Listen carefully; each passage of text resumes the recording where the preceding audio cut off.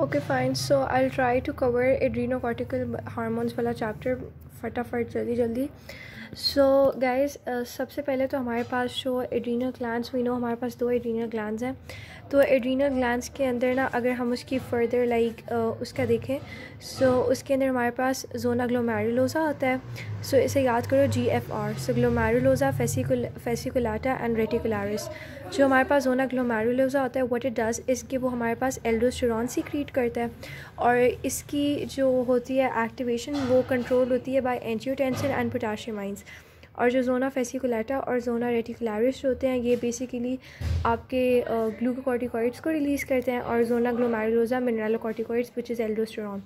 सो zona fasciculata और reticularis जो होते हैं वो आपके कॉर्टिसोल को और एंड्रोजन्स को रिलीज़ करते हैं, और इनका कंट्रोल होता है बाय ACTH। फर्स्ट जो हमारे पास मेन मिनरलोकॉर्टिकॉइड है ना, वो हमारे पास है एल्डोस्टेरॉन, और जो हमारे पास मेन ग्लूकोकॉर्टिकॉइड है वो है हमारे पास कॉर्टिसोल। ओके, सो हम इसी को डिस्कस करेंगे। We done with this. और अब जो नेक्स्ट है हमारे पास, वो बेसिकली ये आता है कि जो अब ये जो एक स्टेप है ना कोलेस्ट्रॉल का प्रेग्नेनोलोन में, this is the rate limiting step, और यही हमारे पास जो ये होता है ना प्रेग्नेनोलोन, ये आगे जाके एल्डोस्टेरॉन फॉर्म करता है और कॉर्टिसोल फॉर्म करता है। सो अगर आपने कॉर्टिसोल और एल्डोस्टेरॉन की इनको स्टिमुलेट करना है, तो वी नो कि हमारे पास जो एल्डोस्टेरॉन होता है इसके लिए हमारे पास एंजियोटेंसिन 2 होता है, और जो कॉर्टिसोल होता है उसके लिए ACTH होता है। तो जो ACTH और एंजियोटेंसिन 2 है ना, वो इस स्टेप के ऊपर एक्ट करते हैं, कॉर्टिसोल से प्रोग्नेनोलोन बनाने वाले इस रेट लिमिटिंग स्टेप पे एक्ट करते हैं। ऑलराइट, उसके बाद हमारे पास आता है ये फंक्शंस आते हैं। अच्छा, इसके बाद हमारे पास ये वाली चीज़ आती है। इसमें बेसिकली ये बात है कि हमारे पास जो हमारे पास 11 बीटा हाइड्रोक्सी स्टीरॉयड है ना, ये एक एंजाइम है। वैसे नॉर्मली ये होता है कि हमारे पास जो मिनरलोकॉर्टिकॉइड्स है ना, उनके साथ एल्डोस्टेरॉन बाइंड करेगी, लेकिन जो कॉर्टिसोल है ना, विच इज़ अ ग्लूकोकॉर्टिकॉइड, इसके पास भी बहुत ज़्यादा इंक्रीज एफिनिटी होती है कि ये आपके मिनरलोकॉर्टिकॉइड के रिसेप्टर्स के साथ बाइंड कर सके। तो उसको इनहिबिट करने के लिए we have enzyme alpha beta hydroxy steroid dehydrogenase type 2। वो क्या करता है, वो कॉर्टिसोल को कॉर्टिसोन में कन्वर्ट कर देता है। जो कॉर्टिसोन होती है ना, वो मिनरलोकॉर्टिकॉइड के रिसेप्टर्स के साथ बाइंड नहीं कर पाती। और इसी तरह जिस तरह हमारे पास एक टाइप 2 एंजाइम होता है, इस तरह हमारे पास एक टाइप 1 भी होता है, जो कि कॉर्टिसोन को वापस कॉर्टिसोल में कन्वर्ट कर देता है, ताकि कॉर्टिसोल्स के लेवल ज़्यादा हो जाएँ और वो बेसिकली हमारे पास ग्लूकोकॉर्टिकॉइड ज़्यादा हो जाए। ठीक है, लेकिन अगर इसमें बेसिकली एक डिज़ीज़ भी है। अगर लेट्स से हमारे पास 11 beta hydroxy steroid dehydrogenase type 2 की डेफिशिएंसी है बॉडी में, सो क्या होगा कि अल्टीमेटली जो आपका कॉर्टिसोल होगा ना, वो जो मिनरलोकॉर्टिकॉइड है, जिसके पास वैसे कॉर्टिसोल ने बाइंड होना चाहिए, जिसके साथ मिनरलोकॉर्टिकॉइड जिसके पास नॉर्मली एल्डोस्टेरॉन बाइंड होना चाहिए, तो हमारे पास मिनरलोकॉर्टिकॉइड के साथ ना कॉर्टिसोल बाइंड कर जाता है। जिससे हमारे पास ये एक डिज़ीज़ है, अपेरेंट मिनरलोकॉर्टिकॉइड एक्सेस सिंड्रोम, ये हो जाता है। इसमें बेसिकली होता है कि हमारे पास सारे जो इफ़ेक्ट्स होते हैं ना, वो आते हैं आपकी बॉडी में मिनरलोकॉर्टिकॉइड्स के, क्योंकि मिनरलोकॉर्टिकॉइड रिसेप्टर्स के साथ हमारे पास कॉर्टिसोल बाइंड कर गए, लेकिन एक्चुअल बॉडी में एल्डोस्टेरॉन का लेवल कम होता है। ठीक है, और फिर उसके बाद हमारे पास ये जो कॉन्सेप्ट्स है ना, ये बेसिकली मैं आपको नोट से क्लियर आउट करती हूँ। इसमें बेसिकली ये है दैट हम लोग अगर बात करें मिनरलोकॉर्टिकॉइड के जिस बेसिकली एल्डोस्टेरॉन है, तो अगर हमारे पास इंक्रीज़ लेवल होगा ना एल्डोस्टेरॉन का मेन फंक्शन ये है कि इसने सोडियम की रीअब्जॉर्प्शन को इंक्रीज़ करना है। सोडियम की रीअब्जॉर्प्शन को इंक्रीज़ करेगा, जिसे हम कहते हैं हाइपरनेट्रीमिया। ठीक है, तो वो किडनीज़ में भी रीअब्जॉर्प्शन ज़्यादा करवाएगा, स्वेट ग्लैंड्स में भी, सलाइवरी ग्लैंड्स में भी, इंटेस्टाइनल सेल्स में भी, सब में। ठीक है, और सोडियम को बॉडी में रीअब्जॉर्ब करेगा, और पोटेशियम और प्रोटॉन्स जो है ना, इनको बाहर निकालेगा, इनको एक्सक्रीट आउट करेगा, तो इनकी एक्सक्रीशन को इंक्रीज़ कर देता है। तो अगर पोटेशियम बहुत ज़्यादा बॉडी से बाहर निकल जाए, तो बॉडी में पोटेशियम आइंस कम हो जाएंगे, जिससे हम कहते हैं हाइपोकैलीमिया हो जाएगा। और अगर प्रोटॉन्स भी बॉडी से बहुत ज़्यादा एक्सक्रीट आउट हो जाए, तो बेसिकली क्या होगा कि प्रोटॉन्स का लेवल एक्स्ट्रा सेलुलर फ्लूइड में कम हो जाएगा, जिसकी वजह से अल्टीमेटली हमारे पास एल्कलॉसिस हो जाएगी। और अगर हमारे पास पोटेशियम आइंस का लेवल कम हो जाए ना, तो उससे मसल वीकनेस हो जाती है, मसल पैरालिसिस हो जाता है। ऑलराइट, सो हमारे पास एक और जो है ना चीज़ इंपॉर्टेंट, वो बेसिकली ये है कि there is a concept of pressure natriuresis, pressure diuresis या एल्डोस्टेरोन एस्केप। उसमें बेसिकली ये होता है कि हमारी बॉडी में ना एल्डोस्टेरोन का लेवल बहुत ज़्यादा हो जाता है। एल्डोस्टेरोन का फंक्शन क्या है कि उसने हमारे सोडियम की रीअब्जॉर्प्शन ज़्यादा कर देनी है। अगर सोडियम बहुत ज़्यादा रीअब्जॉर्ब हो जाएगा ना तो उससे सोडियम और वाटर का आप याद रखो कि जिस डायरेक्शन में सोडियम जाता है ना उसी डायरेक्शन में वाटर जाता है। तो अगर सोडियम की रीअब्जॉर्प्शन इंक्रीज़ हो जाए तो अल्टीमेटली वाटर की रीअब्जॉर्प्शन भी ज़्यादा हो जाती है। अगर वाटर की रीअब्जॉर्प्शन ज़्यादा हो जाए ना तो हमारे पास एक्स्ट्रा सेलुलर फ्लूइड जो है, हमारी बॉडी में जो फ्लूइड होगा ना उसका वॉल्यूम बहुत ज़्यादा इंक्रीज़ कर जाएगा। अगर उसका वॉल्यूम इंक्रीज़ हो जाएगा तो आपका आर्टीरियल प्रेशर इंक्रीज़ कर जाएगा। फिर अगर आर्टीरियल प्रेशर इंक्रीज़ कर जाएगा ना तो उससे क्या होगा कि जो आपकी किडनीज़ होती है ना, जहाँ पे वो किडनी का बोमैंस कैप्सूल वगैरह होता है, वहाँ से ना एक्सक्रीशन रेट ज़्यादा हो जाएगा। बहुत ज़्यादा आर्टीरियल प्रेशर हम आ जाए ना तो उससे अल्टीमेटली किडनीज़ का जो एक्सक्रीशन रेट होता है ना, GFR, वो बढ़ जाता है। तो किडनी ज़्यादा चीज़ें एक्सक्रीट आउट करती है। तो किडनी ज़्यादा सोडियम एक्सक्रीट करेगा, ज़्यादा वाटर एक्सक्रीट करेगा। ठीक है, कब तक करेगा? जब तक आपकी सोडियम और water normal levels of body तक ना आ जाए।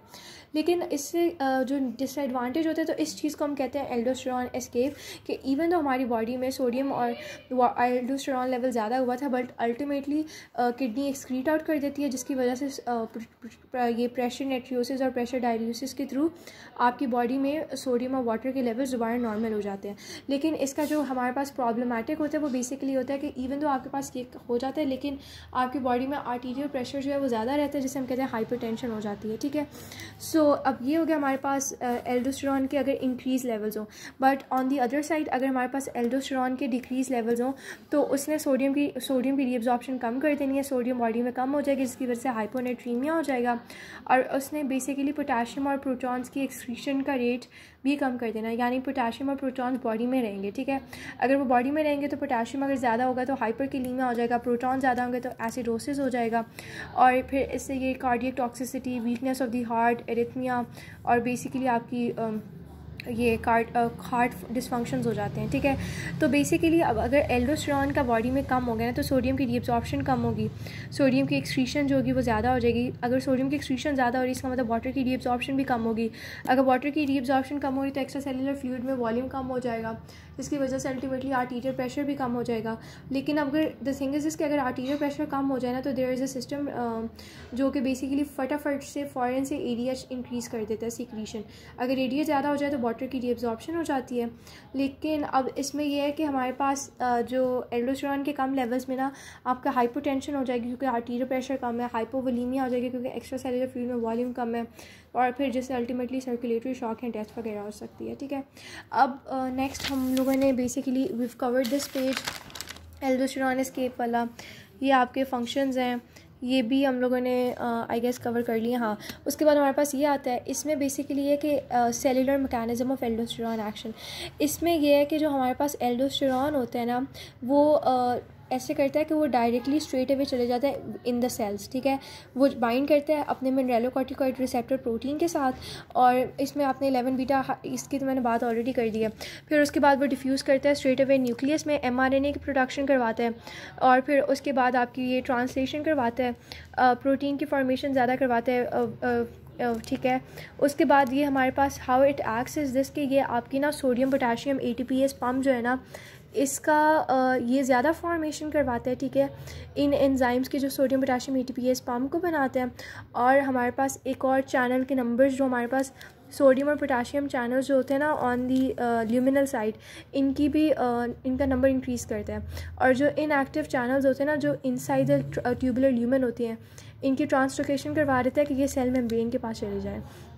और ये हो गई बात हमारे पास। ठीक है, और हमारे पास इसने दैट्स इट। ठीक है, फिर उसके बाद हमारे पास आता है नॉन जीनोमिक इफेक्ट्स में कुछ भी नहीं है कि साइक्लिक AMP को ज़्यादा करता है, phosphatidyl inositol second messenger system इसको भी ज़्यादा करता है। ठीक है, और फिर उसके बाद हमारे पास रेगुलेशन आ जाती है। रेगुलेशन भी हम नोट से ही कवर करेंगे। रेगुलेशन में बेसिकली ये है कि अगर तो हमारे पास एल्डोस्टेरोन का लेवल कौन सी चीज़ें हैं जो एल्डोस्टेरोन का लेवल ज़्यादा करती हैं। ठीक है, अगर आपकी बॉडी में इसके जो मेन फैक्टर्स हैं ना वो पोटाशियम आइंस और एंजियोटेंसिन 2 है।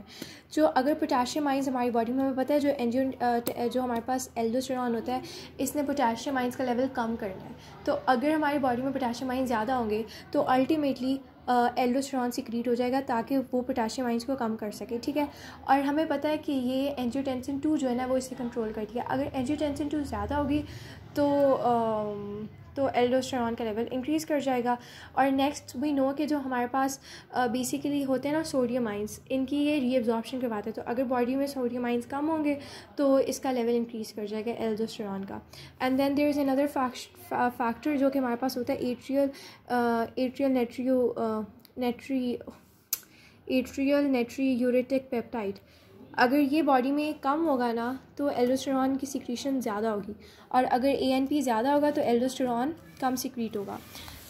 ऑलराइट, सो अनदर थिंग जो है ना हमारे पास ACTH है। जो ACTH का इफ़ेक्ट जो है वो बहुत कम है।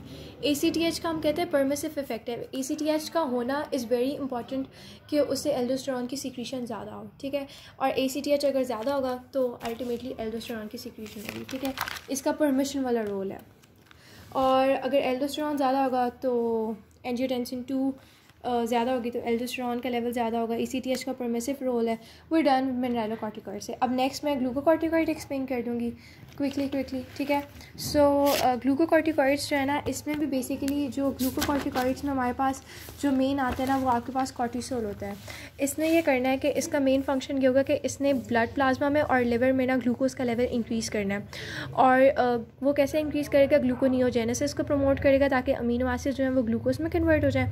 और जो ग्लूकोज सेल्स है ना उसमें ग्लूकोज सेल्स इसकी अपटेक जो होगी ना वो आपकी ग्लूकोज़ की जो सेल अपटेक है ना वो कम करेगा। बिकॉज इसने ये करना है कि जो हमारे पास सारा जो ग्लूकोज़ है ना वो प्लाज्मा और लिवर में जाए, सेल्स में ना जाए, तो ग्लूकोज़ अपटेक कम करेगा। अब ग्लूकोज़ अपटेक इस तरह कम करता है कि एक तो हमारे पास जो यूटिलाइजेशन ऑफ ग्लूकोज़ कम करेगा। जो आपके पास ट्रांसपोर्ट चैनल्स होते हैं ना, ट्रांसलोकेशन ऑफ सेल मेम्ब्रेन, जो GLUT4 के चैनल्स होते हैं ना, ये आपके GLUT4 के चैनल्स जो होंगे ना ये सेल मेम्ब्रेन तक ट्रांसलोकेट ही नहीं करेंगे, ठीक है। ये इनसाइड द प्लाज्मा ही रहेंगे, वो ट्रांसलोकेशन कम कर देगा। नेक्स्ट हमारे पास मीनो इंसुलिन और ग्लूकोर्टिसोल के ऑपोजिट इफ़ेक्ट्स हैं। तो ये इंसुलिन के जो एंजाइम की एक्सप्रेशन होगी ना इसे कम करेगा। उसके लिए बेसिकली इंसुलिन रिसेप्टर सबस्ट्रेट 1 को कम करेगा और जो हमारे पास फॉस्फोइनोसिटोल 3 काइनेज है ना इसको कम करेगा।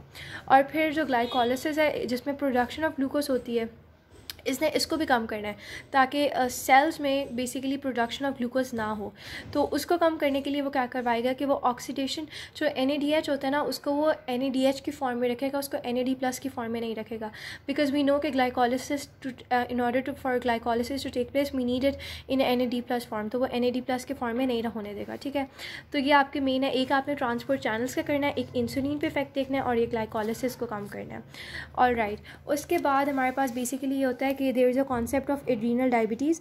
इसमें बेसिकली ये होता है कि अगर आपके पास ना कॉर्टिसोल के लेवल्स बहुत ज़्यादा हो जाएं तो उसकी वजह से अल्टीमेटली अगर हमारे पास कॉर्टिसोल के लेवल्स बहुत ज़्यादा हो जाएं तो उससे ब्लड की ग्लूकोज कंसनट्रेशन बहुत ज़्यादा हो जाएगी, जिससे अल्टीमेटली इंसुलिन का लेवल ज़्यादा होगा ताकि वो ब्लड ग्लूकोज को कम कर सके। और फिर इसमें ये होता है कि जो हाई लेवल्स है ना ग्लूकोकॉर्टिकॉइड के, कॉर्टिसोल्स का हाई लेवल जो है ना वो sensitivity of many of the tissues उसकी सेंसिटिविटी को कम कर देता है। और ऑल्सो जो हमारे पास और ना टिश्यूज़ जो होते हैं ना वो रेजिस्टेंट हो जाते हैं to the effect of insulin. इस कॉन्सेप्ट को हम कहते हैं एड्रीनल डायबिटीज़, कि अगर blood glucose concentration is more than और equal to 50% of the normal, ठीक है। और उसके बाद हमारे पास सेल पे इफेक्ट देखते हैं। सेल में इसने ये करना है कि जो लिवर और जो प्लाज्मा है ना इसके अंदर प्रोटीन्स ज़्यादा होंगी और जो सेलुलर प्रोटीन होगी ना वो कम होगी। इसने ट्राई करना है कि जो सेल से प्रोटीन्स ना लिवर में जाए, तो सेलुलर प्रोटीन की मोबिलाइजेशन ज़्यादा करवाएगा, प्रोटीन की वहाँ पे ब्रेकडाउन ज़्यादा करवाएगा या सेल में प्रोटीन की सिंथेसिस कम करवाएगा ताकि जो मोबिलाइजेशन ऑफ अमीनो एसिड ज़्यादा करवाएंगे, मसल वीकनेस हो जाएगी ताकि यहाँ से जो अमीनो एसिड जो है ना वो लिवर में जाए, लिवर में जाएंगी, उनकी प्रोटीन सिंथेसिस ज़्यादा होगी। वहाँ पर क्या करना है इसने अमीनो एसिड्स को डीअमाइनेशन ऑफ अमीनो एसिड्स करवाएगा इन द लिवर, और वही जो अमीनो एसिड्स होंगे ना वो यूज़ हो जाएंगे to be converted to glucose. Basically gluconeogenesis ज़्यादा करवानी है। और दैट्स इट। और फिर हमारे पास आता है फ़ैट्स पे इफ़ेक्ट। फ़ैट्स पे बेसिकली ये इफ़ेक्ट होना है कि जो एक्स्ट्रा हेपेटिक सेल्स है ना उसमें भी मोबिलाइजेशन ऑफ फैटी एसिड ज़्यादा होगी।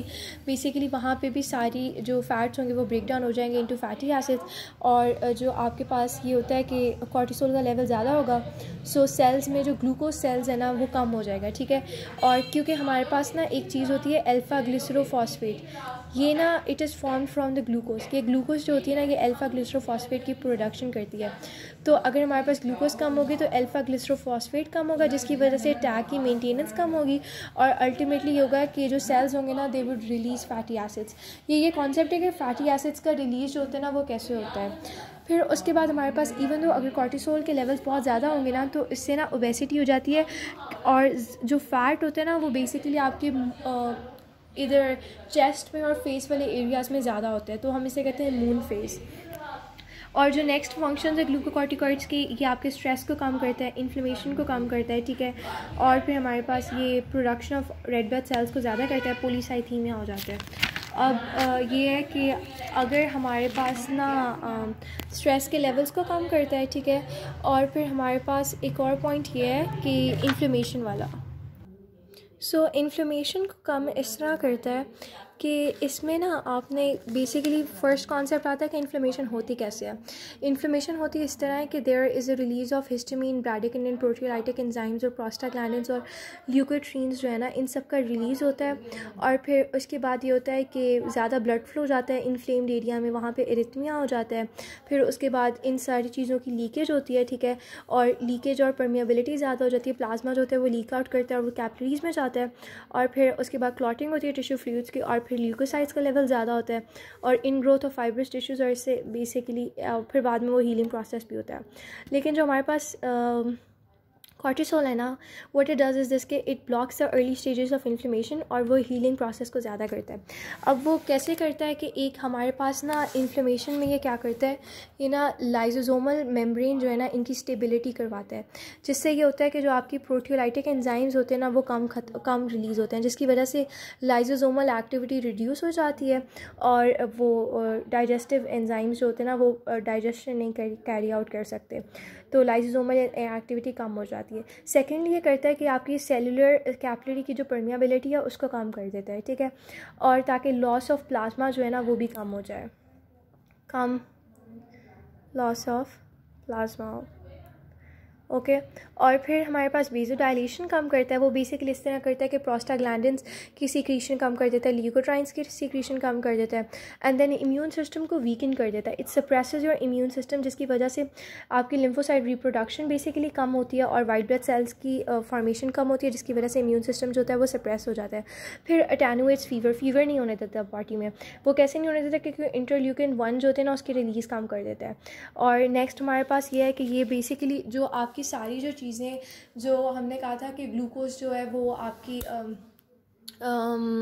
हाँ मोबिलाइजेशन हो रही है अमीनो एसिड्स की, फैटी एसिड्स के अमीनो एसिड हो रही है मोबिलाइजेशन, वो जो सारी चीज़ें होती हैं ना वो यूज़ होती हैं ताकि वो रिपेयर में यूज़ हो जाती हैं, ठीक है। उसके बाद हमारे पास अदर इफ़ेक्ट्स हैं, उसमें ये इसमें तो यही है कि आपकी नंबर ऑफ़ इओसिनोफिल्स को कम कर देता है, लिम्फोसाइट्स को कम कर देता है अगर कॉर्टिसोल लेवल ज़्यादा हो ब्लड में, और रेड ब्लड सेल्स की प्रोडक्शन ज़्यादा हो जाती है।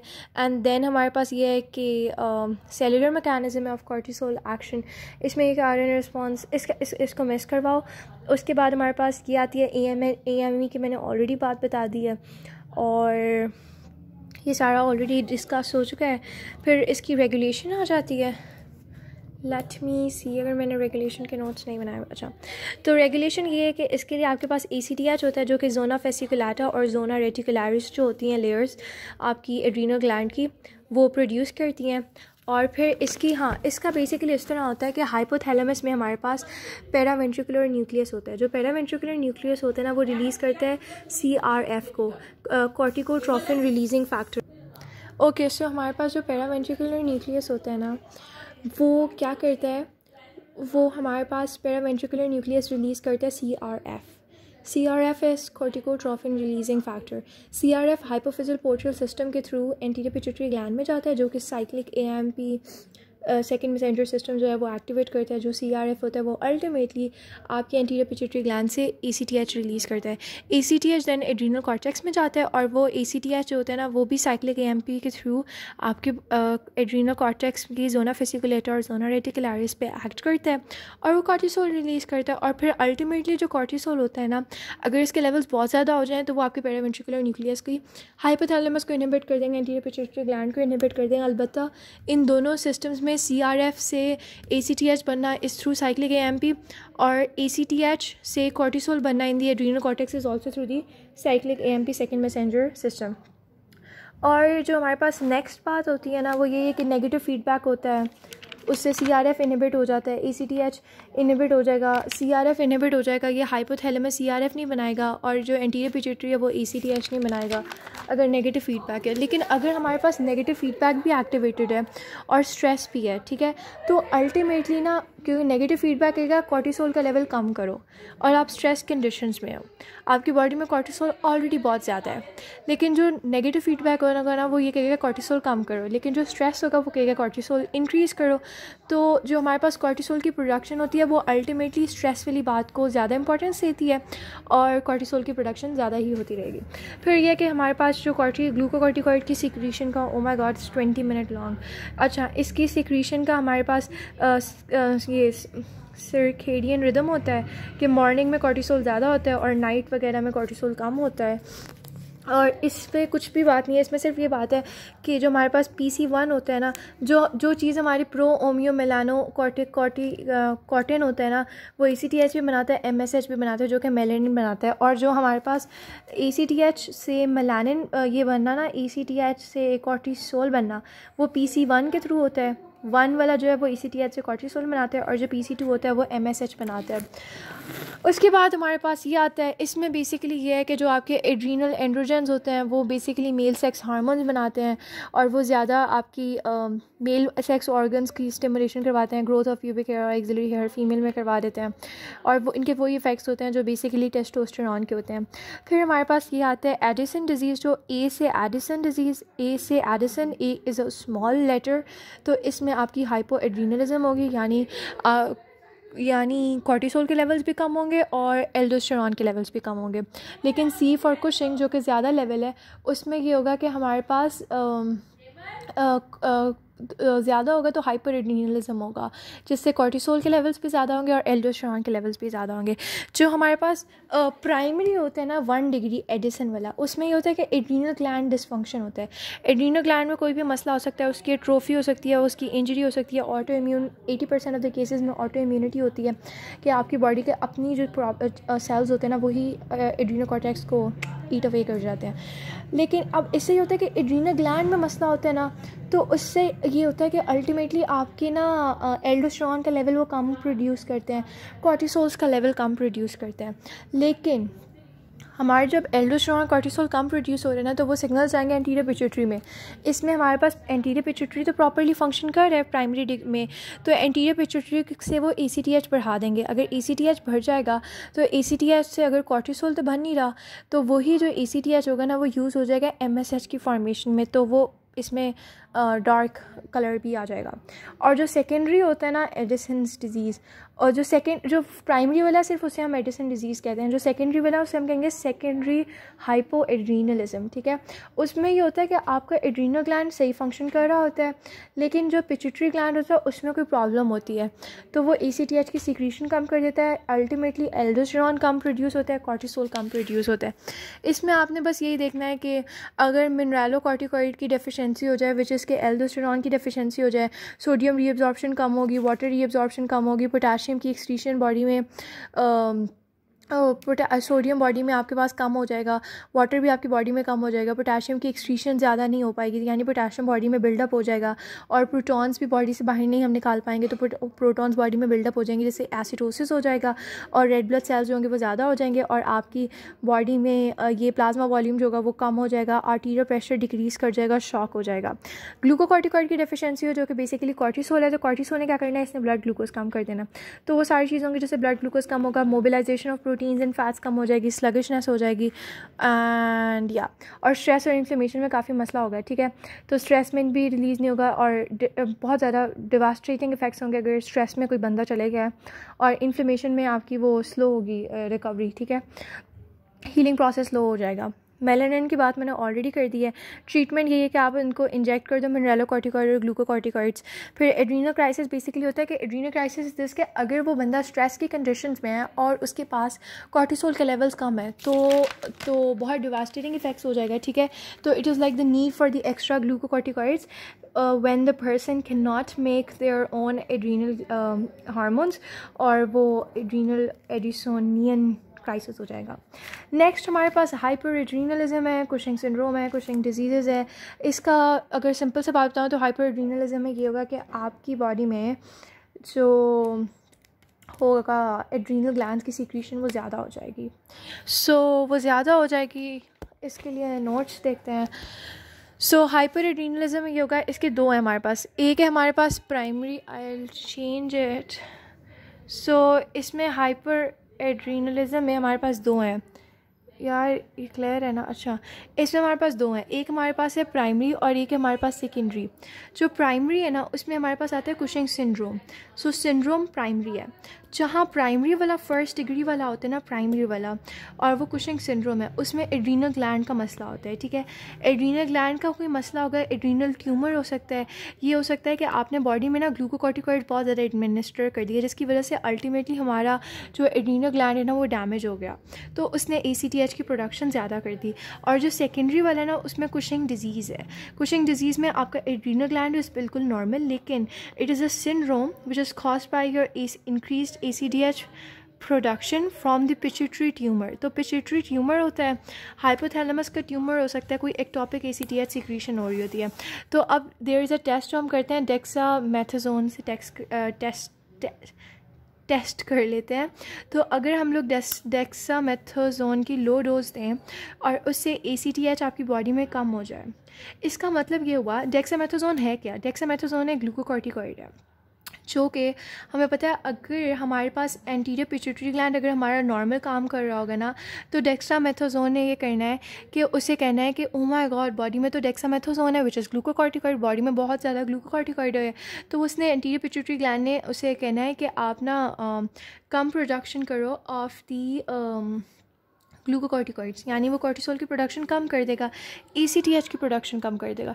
तो अगर आपने डेक्सामेथासोन दिया है और हमारा पिट्यूटरी ग्लैंड बिल्कुल नॉर्मल फंक्शन कर रहा है, तो पिट्यूटरी ग्लैंड नॉर्मल फंक्शन करते हैं कुशिंग सिंड्रोम है जो कि प्राइमरी है, इसमें एड्रीनल ग्लैंड का मसला होता है। तो वो हमारे पास पिट्यूटरी ग्लैंड नॉर्मल काम कर रहा होगा तो ACTH की प्रोडक्शन कम हो जाएगी। तो इसका मतलब कोई एड्रीनल ट्यूमर है, यानी कुशिंग सिंड्रोम है। और ये चीज़ ACTH इंडिपेंडेंट थी कि इवन तो हमने डेक्सामेथासोन दिया है लेकिन ACTH के लेवल्स फिर कम हो गए, तो ACTH इंडिपेंडेंट थी।